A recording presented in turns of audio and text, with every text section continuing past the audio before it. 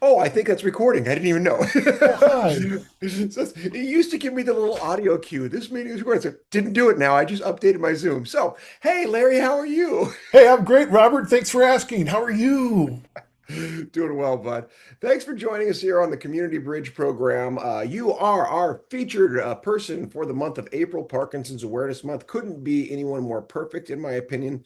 Not only gifted speaker and leader in the community, but I'm proud to say a good friend and somebody I've had the opportunity to share the stage with. Tell me about life today for people like myself, maybe who haven't seen you in a couple months, or others maybe who haven't seen you in a couple of years. What's today, March 31, the day before we kick off Parkinson's Awareness Life for you? Um, uh, Fairly good. Especially DBS helped me a lot, so it smoothed out the ups and downs. But I still have trouble sleeping, so I sleep. I just woke up from a nap. I take a nap every day. That's why my hair's all slicked back. I look pretty. And then I sometimes have balance issues, and I my my neuropathy went away for about 2 years, and it's starting to come back a little bit in my left leg, left foot, and this I feel like this is the problem I have that I'm sure other people go through it too. It's like, what am I complaining about?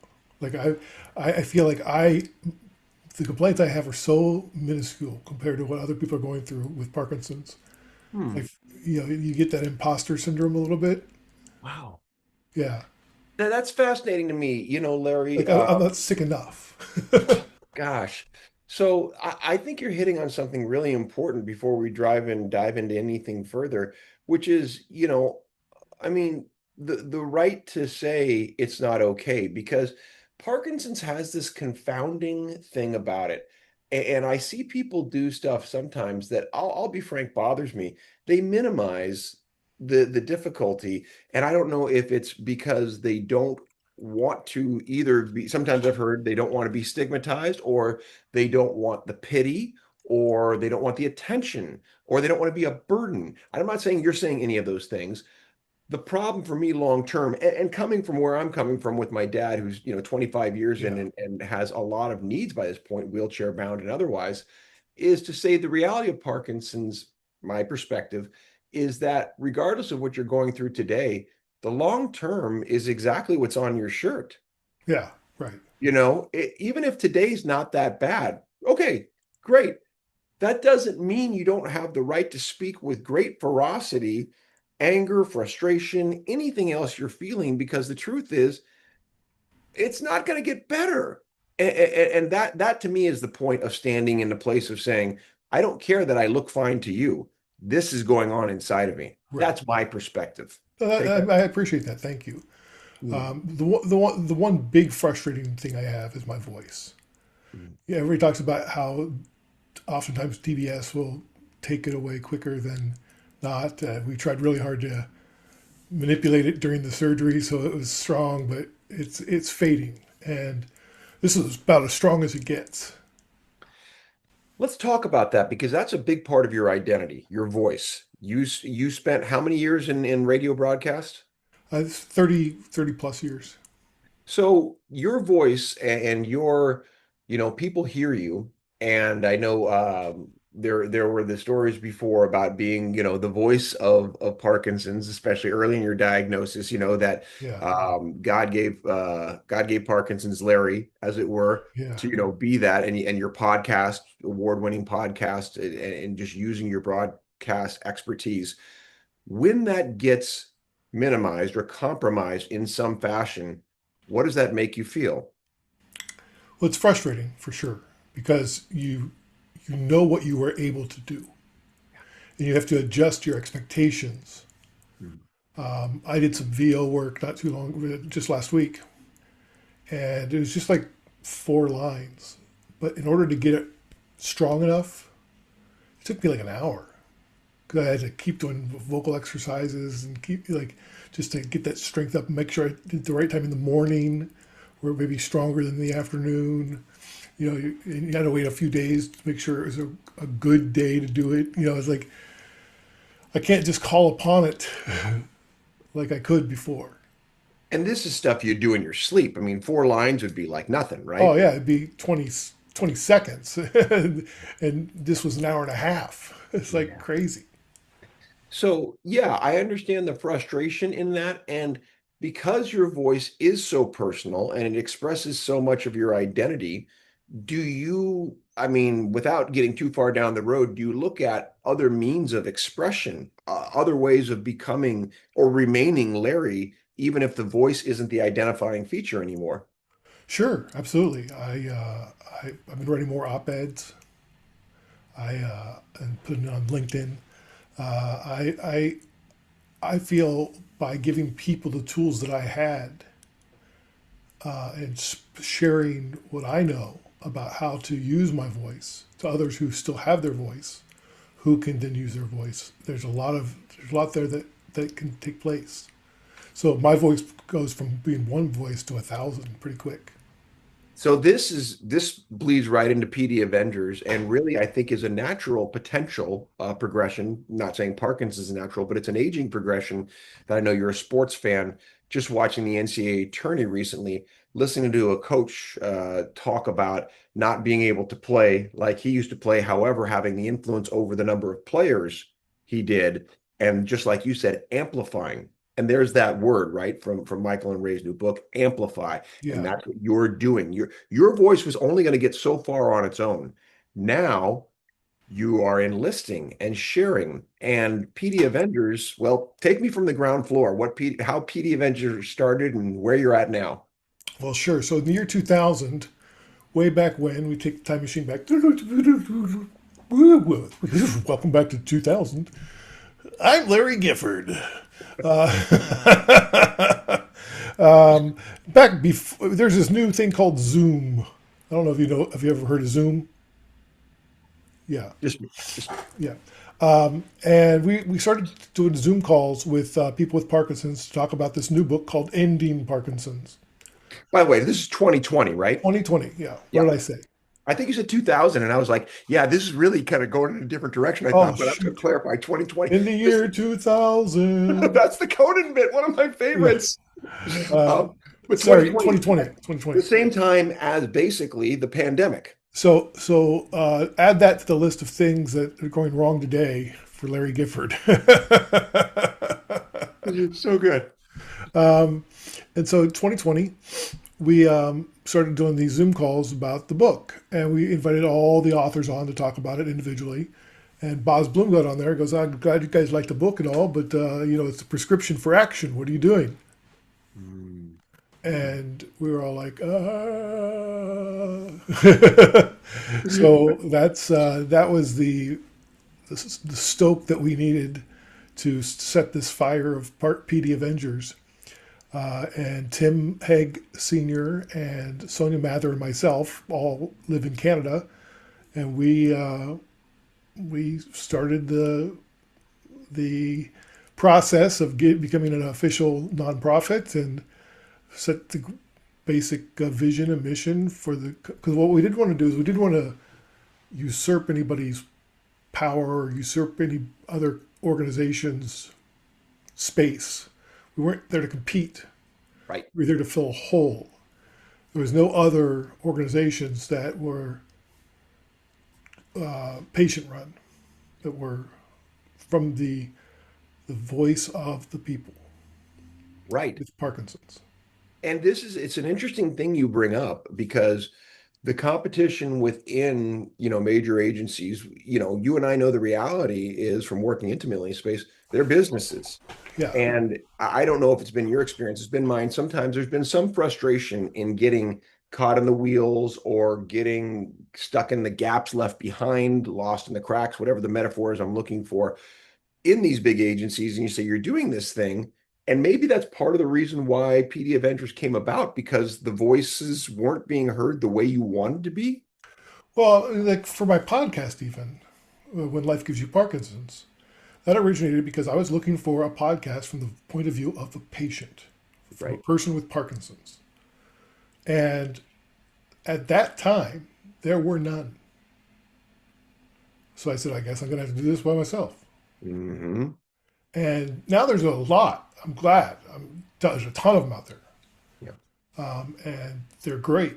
I mean, everybody's story is different. Everybody has a different point of view, a different experience. Just like Parkinson's, you've seen one person with Parkinson's, you've seen one person with Parkinson's. So I think so. We launched in 2020. 2021, we got all of the paperwork together, and then we've just slowly been growing. And we've added board members now, and we've added Ray and Michael as our medical advisors. And we're really trying to take this to the next level where we can really help people. So we sent a note to all the organizations that were our partners not too long ago and said, listen, we started this out saying we weren't going to fundraise because we didn't want to step on anybody's toes. The situation is such that we need to raise some money. But we're not going to do it traditionally. We're not going to compete with your runs, your walks, we're not going to compete with any galas you have.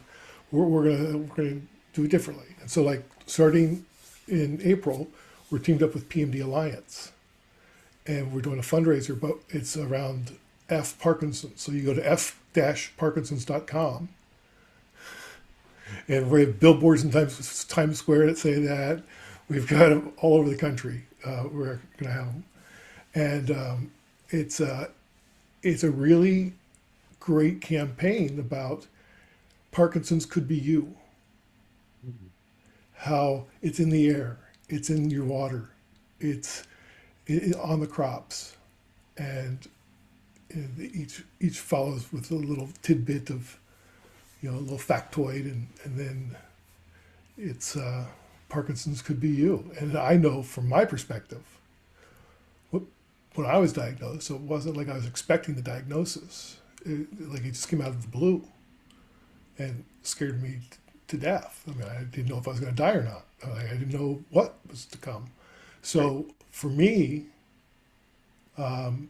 it was it was a reality, Oh and yeah. it could be a reality for anyone. It's not a genetic thing. It's not a. It's likely mostly environmentally triggered. Well, that's the reality, like you said, of, I mean, a silent killer. And this gets back to the nature of Parkinson's, and I think the troubling nature of not declaring it as a disease that kills, even if it doesn't actually, you don't die from, die with. We know that controversy, of course. Where's the line? Right. And well, here's the thing also, it to me is an extremely poor measure of life to merely say one is alive, because that bar can be very low thanks to, Right. medical ingenuity. Quality of life is what needs to be measured, and we don't do a good job of measuring that because the psychosocial emotional metrics are not often in play. Activities of daily living are not often in play. It is merely, are you breathing? Are Right. you able to eat? I mean, it's like, really, is that a win? Is that I living? mean, sort of, right? It's, Yeah. to me anyway, when we talk about the value of life, I think we need to do a better job there. Sorry to spin off on a little bit of a No, tangent. I think you're right. Well, I Um, mean, talk about your dad, not to get too personal with you, but like he's had it for 25 years. yeah, And how yeah. old is he now? He's 81. So he So, was 57. 25 will be in July. yeah, so that's a long time. And Right. he's getting older. So 10, 10 years, if he was born 10 years earlier, he may not have even made it to 80. Correct. And so, right, we don't know all the, you mentioned the confounding elements, right, that go into it. And I'm actually cutting a piece from Michael Oken right now, an interview I did with him where he's talking about the great levels of the unknown. And what I love so much about Michael's approach is he talks about the humility of the position. Even as an extremely gifted, talented, well researched, and well educated physician as he is, to talk about the importance of staying open, to talk about the importance of not knowing, of not having the crystal ball to say this is how it's going to be, because that just isn't how Parkinson's works. We Right. know that, except for the fact that it's going to get worse on some sort of trajectory. We don't know what you're going to get, when you're going to get it, how it's going to affect you. And so, because of that mystery, we need engagement on the level you're talking about, the voices, the amplification, the basic, I think also too, that you mentioned, the outcry about how it comes about, that idiopathic thing of unknown nature, Yeah. right? And that it is everywhere environmentally, in our air, in our water, in food supply, whatever, that if we don't understand that side of it, we the mistake we make, and particularly those who don't have Parkinson's make, is they look at it as a pitiful disease. Oh, that's too bad. That's a really bad escape clause, right? Yes. As opposed to, this is an everybody disease, and much to Ray's point, it is something we can do something about if we get the political cojones to do it, right? Well, and think about how they talk about the number of people with Parkinson's is going to double by 2050 again. It's already doubled once. It's going to double again. So right now there's over 12 million people who have Parkinson's. There's going to be another 12 plus million diagnosed before 2050. Those people are alive today. They're alive today. And they don't even know they have Parkinson's. Yeah. And And it, it takes, you know, 10 years for onset, 12, 15 years for onset, because the symptoms don't start showing until your dopamine brain cells are mostly depleted. right, right. So nobody knows. You can't feel your brain cells melting away. Let me ask you how you feel about this, because it's something I'm working on, and it seems to fit the amplification idea. When we talk about numbers, and you throw numbers, and in one sense, it sounds like, wow, 12 million, another 12 million people who work in other disease states. The researchers can talk about the much lower. One of the problems Parkinson's has in terms of getting attention is that's still not a relatively large number, as say akin to cancer, right? Sure. Which, acute as opposed to chronic. And you Yeah. really got to look at these things differently. If we only talk within our groups, within the Parkinson's community, 12 million, say, we are leaving out, let's go with an 8 billion flat number, and let's give those 12 million people, 5 people each in their circle, right? To give them 60 million. We're leaving out 700, 940 million, 7 billion, 700, 940 million people. Those people outside of the Parkinson scope, the Yeah. ones who look at it maybe as pitiful, or just don't acknowledge it because it's not part of their life yet. Those are the people, I think, my opinion, I want to get involved. To Yes. say, like you said, it doesn't matter what you know or don't know, think or don't think about it. You're on the list because you're breathing, drinking, etc. Possibly, right? Yeah. I mean, unless we can figure out a way to stop it and somehow keep it from onsetting and stop it in its tracks for the Right. people who already have it. Correct. And God bless the researchers that are doing that, having been involved with this for 25 years and seen many what ended up being false flags, no bad intent. They just weren't what they said they were going to be.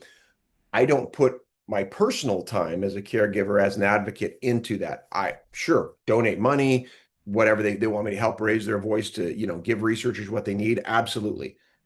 My time is spent practically with my dad and those I serve through Yes and Exercise, similar to PD Avengers, say, how do we raise the voice of the people living?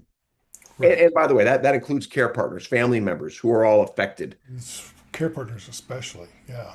Talk to me Care about partners are underappreciated by the organizations of the community, I think, and by society in general. There's a lot of pity there, but there's not a lot of like, okay, so put your money where your mouth is. Because what happens is I lose my job. My wife has to spend more time at home being with me. She doesn't have the ability to go out and earn a living, and she's been at home for the last 20 years raising our child and whatnot. So it's yes, we both have jobs, but my job is PD Avengers, and she's a freelance writer, and if she's working with different organizations on different projects, and but for the most part, that's it's, there's a lot of people that can't get out of the house, that can't do what they want to do.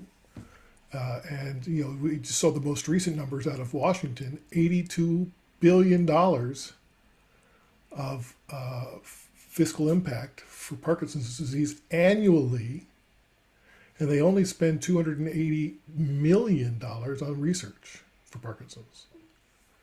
So that's way off balance.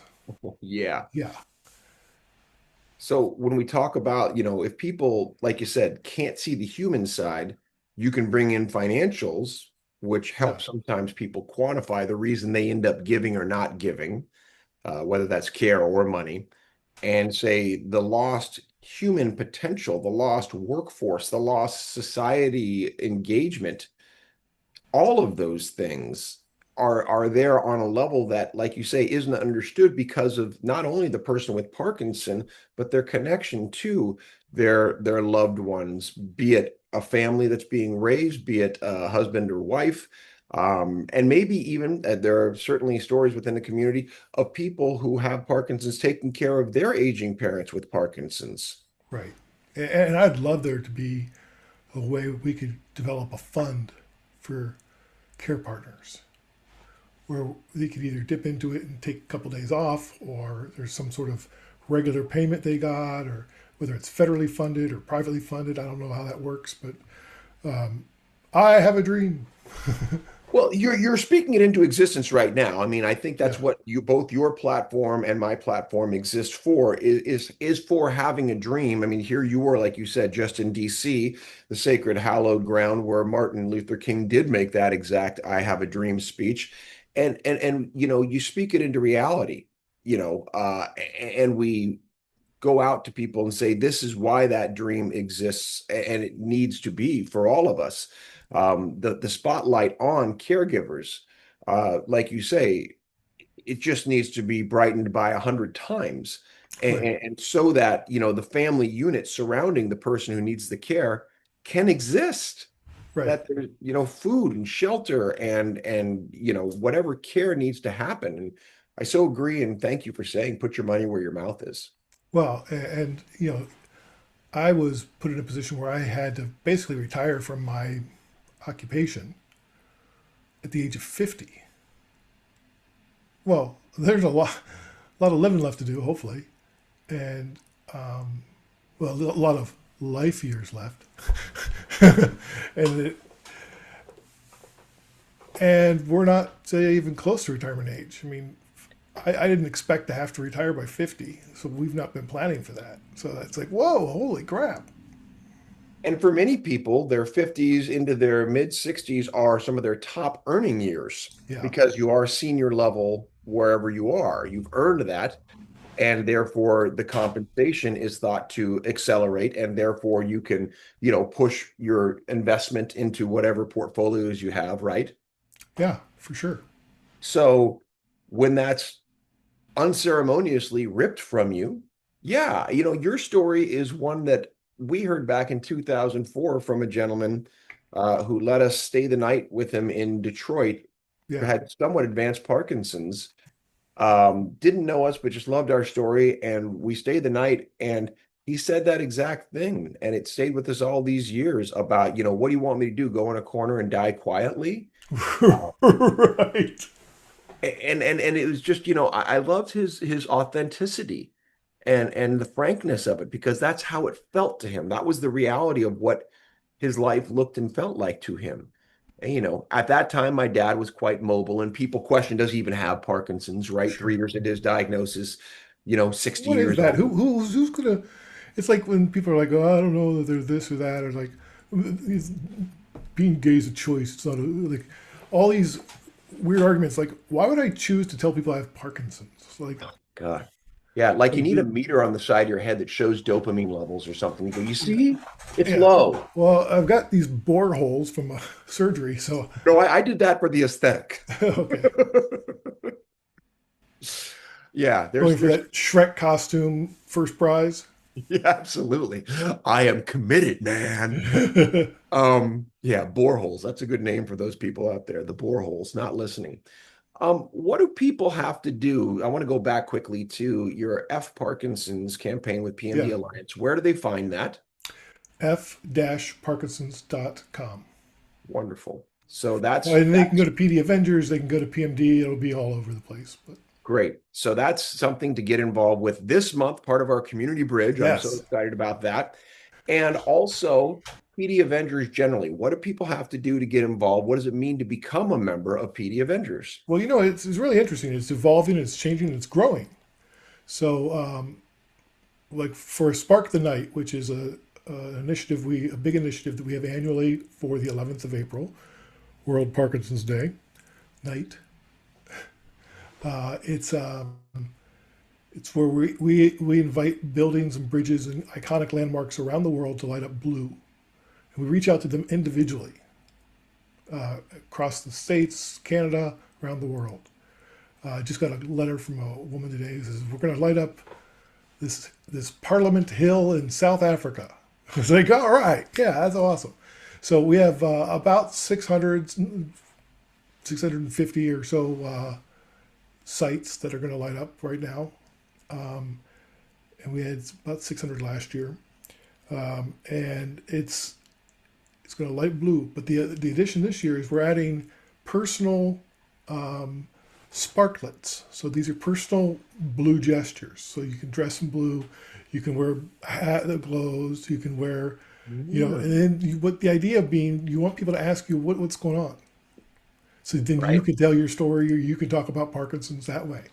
And so you go out and about that night, maybe with a big group. You go look at the buildings in your area that are lit up. You stand there, like, hey, take pictures, send them to PD Avengers. We'll post them online, or you can post them online and tag us. It's a great way for people to find unity, unification within the Parkinson's. It tears down a lot of the walls, and this is a multi-organizational opportunity, and it's great. It's so much fun. And at the end, the you look back on what you're able to accomplish. Like we have 140 volunteers helping us out right now. Wow. You're telling me people want to do stuff, Yes. Right. You mentioned a big word that people don't often associate with Parkinson's, and that's fun.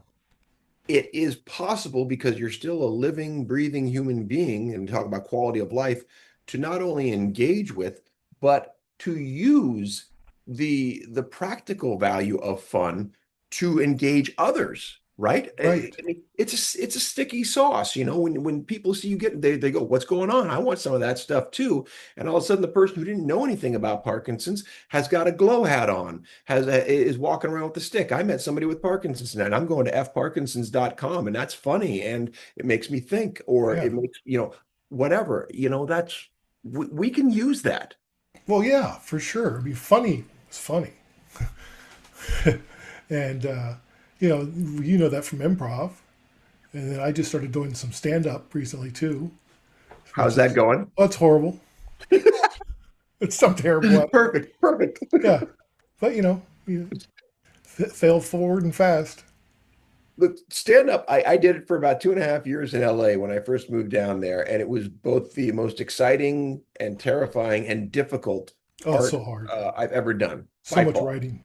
Yeah, yeah. Stand up, it's just you can't do it unless, to me, at a reasonable level, unless it really kind of takes over.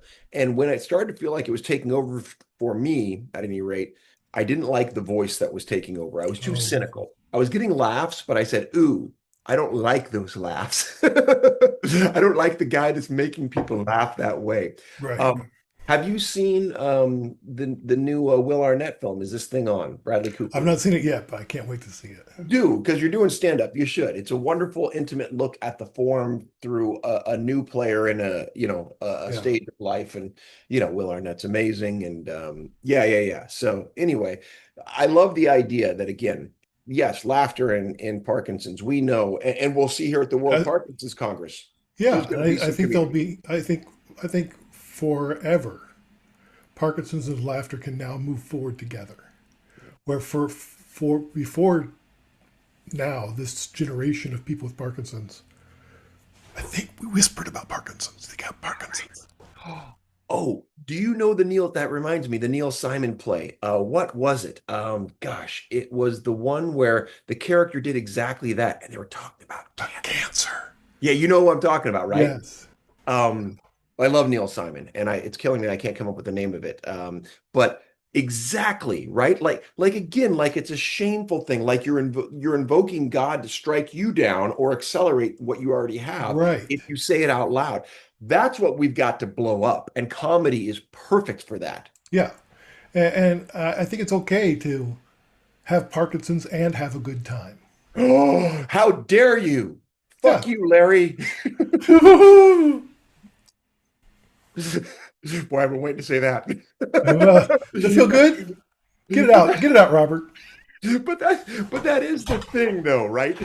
That some people and look at in fairness too, the real pain and frustration and anxiety that people go through that are so compressed by not only what they have, but maybe by the what becomes a performative aspect. Like I'm supposed to be less than because I've got this horrible, intractable chronic thing, right?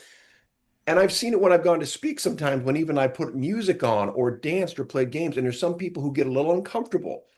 Can't you just stand there and show me your slides? Right. It's like, no, Oh. that's not what I'm doing, actually. I'm This going is to ask for you to participatory. speak up. I'm going to ask for you to maybe make a noise and play with Yeah. me.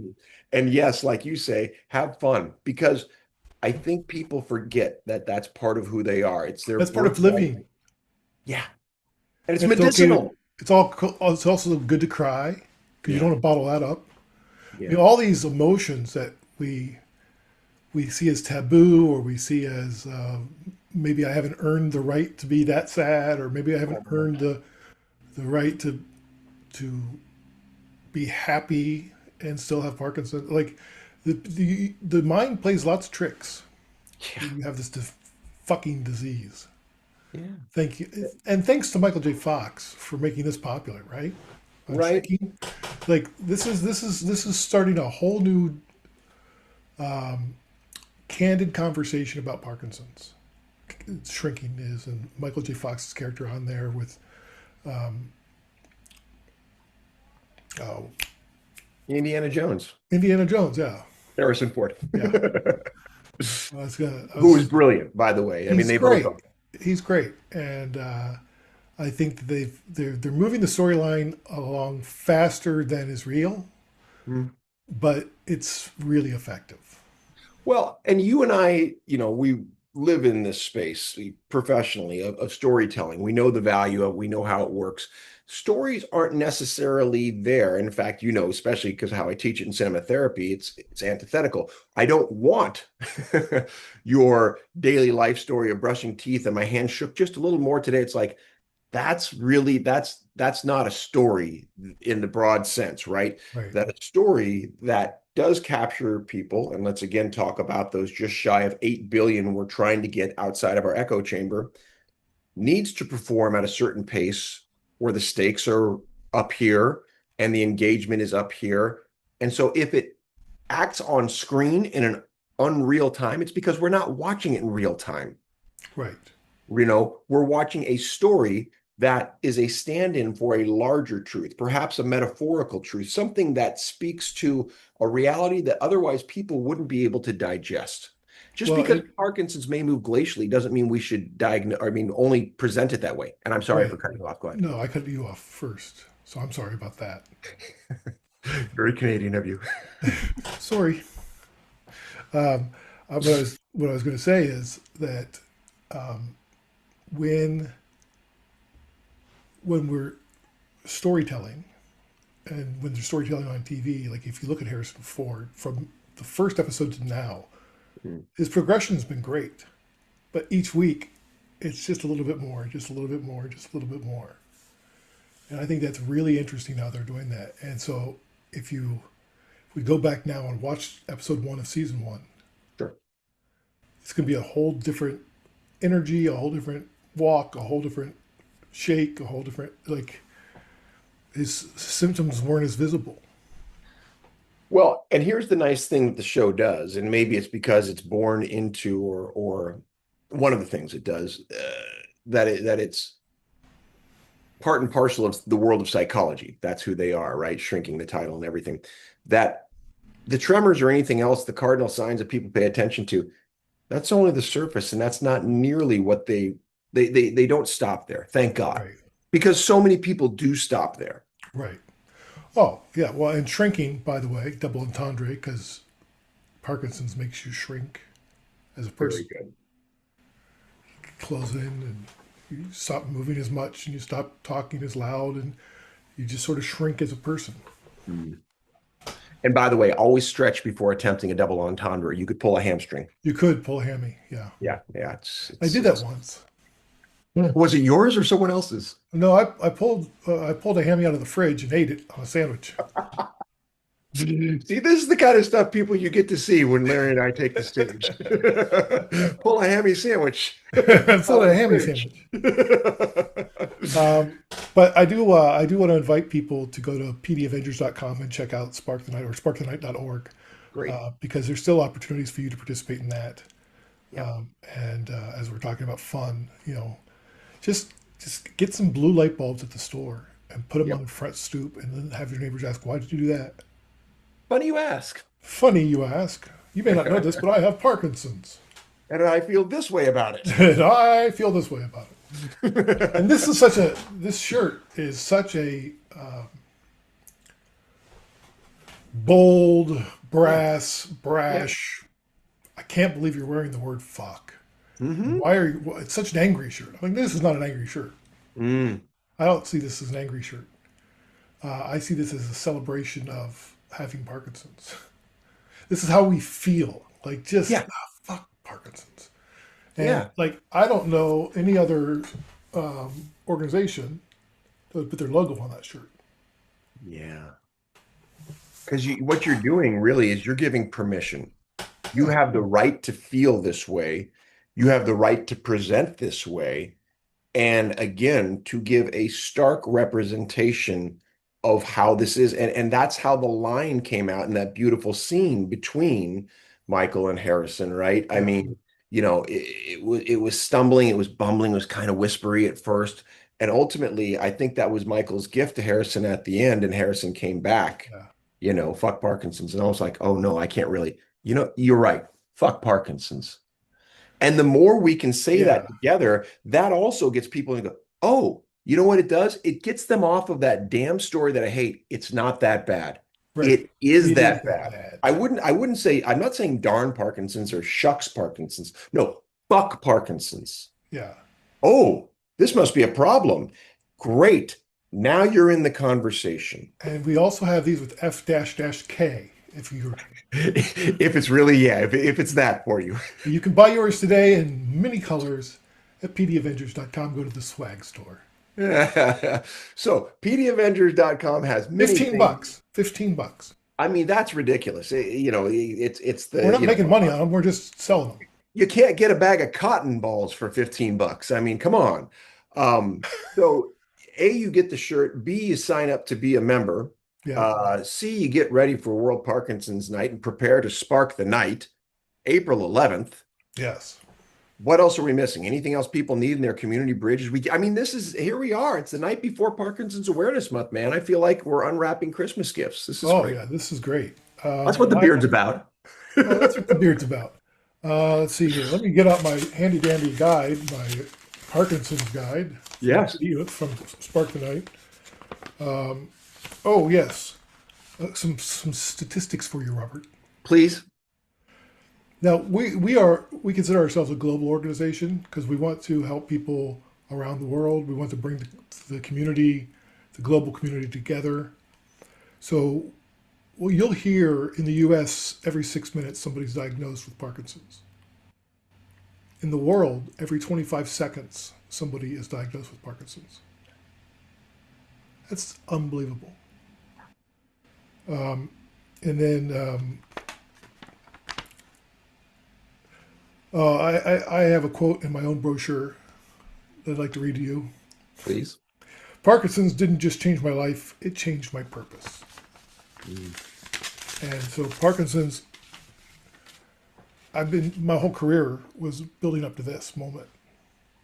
And, you know, I want to make sure that this organization remains grassroots, it remains think global but act local, do something in your community that other people can either emulate or it can grow from there. So, like Spark the Night, it's not about us going into your community and telling you what the light blue. It's you telling us, and you going to that person down the street who runs the museum. Hey, can you turn your lights blue?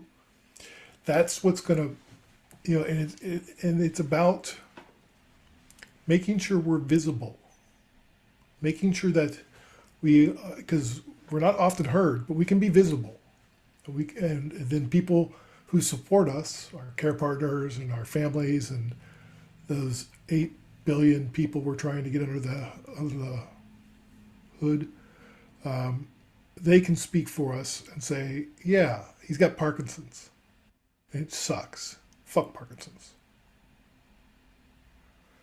And That's what here's another thing that we'll try to manifest. Whether it's in Los Angeles or New York or someplace bold and brash, get a stadium packed full of fans, whether it's football fans, soccer fans, just fuck Parkinson's, oh fuck man. Parkinson's.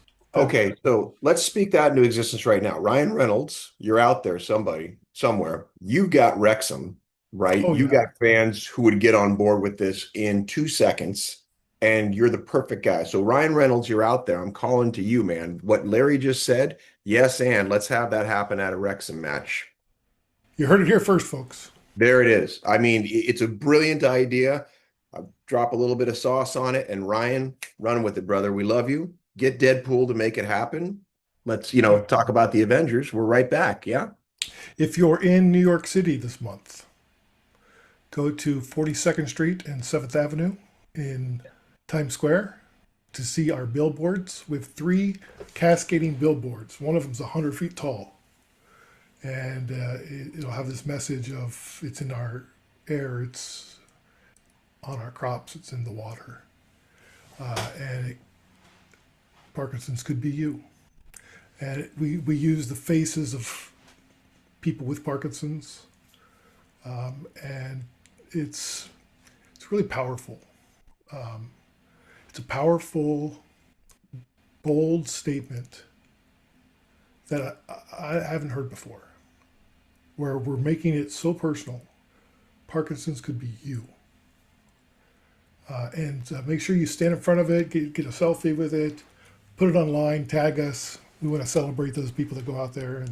And if you see one in your neighborhood or in your city, because we're going to have individual billboards throughout. If you see an F. Parkinson's billboard, take a picture of it, put it on social, because they're coming soon to cities everywhere across Canada and the U.S. It almost seems impossible. And that's, as you know, where I spend a lot of time helping people break through that. And you can only do that by being aware that it seems impossible first. But to be on what you just described, 42nd and 7th, I mean, Times Square, and to have those billboards of that size, that is part of the amplification, going right back to the beginning. It seems impossible that it really gets to be there. And again, through your work, PD Avengers, your community, you've made that happen. And I can't thank you enough, because that's the type of dialogue. It could be you. Is that the phrase? Well, it's Parkinson's could be you. Parkinson's could be you. There you go. Very Hashtag. nicely phrased. Parkinson's could be you. We need to capture the imagination of people who, again, are on the outside. Right. So, like, we're going to all do videos, and my video will be something to the effect of, when I was diagnosed, I didn't know anything about Parkinson's. I didn't even know I was at risk of it. Why would you, right? And now Parkinson's could be you. Yeah. Tag And your it's not a threat, it's a reality check. Yeah. And let's do something about this before it is.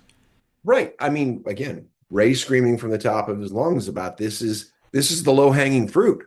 Right. You know, if we want to focus all of our attention on the people with Parkinson's, let's stop getting people in the Parkinson's pool to where, we're making it harder. Right. Yeah. Cut Let's not off, make it harder. yeah, cut off the Life is diagnosis. hard enough. Yeah, yeah. I Life mean, is hard enough. no kidding, brother. I can't Um, thank you enough for this time, man. well, thank you for this time. Yeah. This is high premium octane time. This is Yeah. this is It's expensive network space that you're offering me here. absolutely this. No, I gave you the good stuff. This ain't Yeah. the 85. Now this is a high octane. You're right. No knocks and pings here. Well, maybe a knock and a ping, but just one. That's old 1980s. I forget which gas station used to talk about the knocks and pings and their gas not giving you that. So it has no reference today, I'm sure. But you being of my age, I Yes, hope that landed. I'm familiar with the knocks and the pings, Oh, good. the pings and the knocks.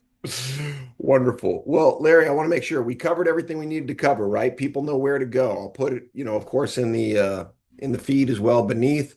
But are we ready to Yeah, take I on the mean, just Parkinson's Awareness Month? and more than anything, I want people to get out there and tell one person that you haven't told before that you have Parkinson's. There you go. Just tell one person, and Yep. that's how it starts. Yep.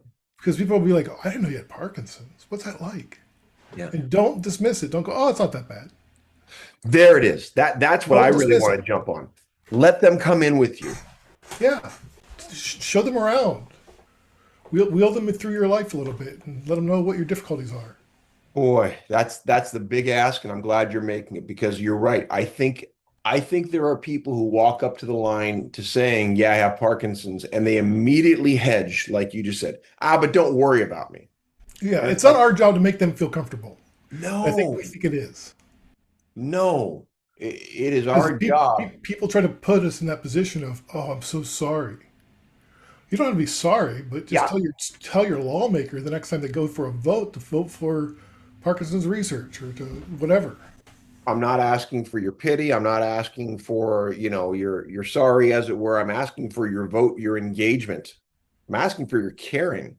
Yeah, Yeah, donate to donate. us or the Michael J. Fox Foundation or Parkinson's Foundation or APDA or or Robert Cochran's Yes, and exercise. Yes and Exercise, Made the list. Thanks. PMD Alliance. There's so many great organizations out there that are doing great things for people with Parkinson's. Let's let's put our money where our mouth is. Make it Put our happen. money where our mouth is. Let's do it. Let's be it. Let's have the best Parkinson's Awareness Month ever. And again, we can have fun doing it. Permission Yes. granted right here. Well, yeah. I mean, have you had Sarah Whittingham on? No. She's great. So she wrote this book called "Oh crap, it's Parkinson's." Oh my God. Can you get it? Can you put her in contact with me? Can I? Yeah, it's called "A Rebel's Guide to Taking Back Control of Perfect. Your Life." It's great. Perfect. Love it. She with it, Oh my God, Larry just disappeared. you Oh, got he's free back. socks. Those are Where's Waldo socks. I I love know, them. but it's also the character in her book wears them. So, That's outstanding. but that's the mentality that crap, I got Parkinson's. It's right. I mean, it at least starts there with a non-hedge, with a non, I mean, the part that lets us give it away, I think, is the non-acceptance part. I don't want to deal with it. We all have to. It doesn't make it any better to deny it. I mean, Jimmy tells that story all the time of the first eight Yeah, years of his denial and where that led to him falling down the stairs with Mason. yeah, I Jimmy mean, Choi. yeah. Sorry, Jimmy Choi, exactly. I mean, he's He's not our quite prince. Madonna yet. Okay, Yeah, let's he's ease right. up on He's the right on the level Jimmy. of single. He's right there. Jimmy C, right? Like Jimmy Kimmel. Hey, he's in LA now. You never know where he You might go, never know. right? I would not be surprised to see him. Hey, everybody. There's all those toxins in those studios. Sure, why not? You already got this stuff pumping in you. More. Brother, I'm going to see you at the World Parkinson's Congress. Yes? Yeah, I'm gonna be there with Okay. bells on.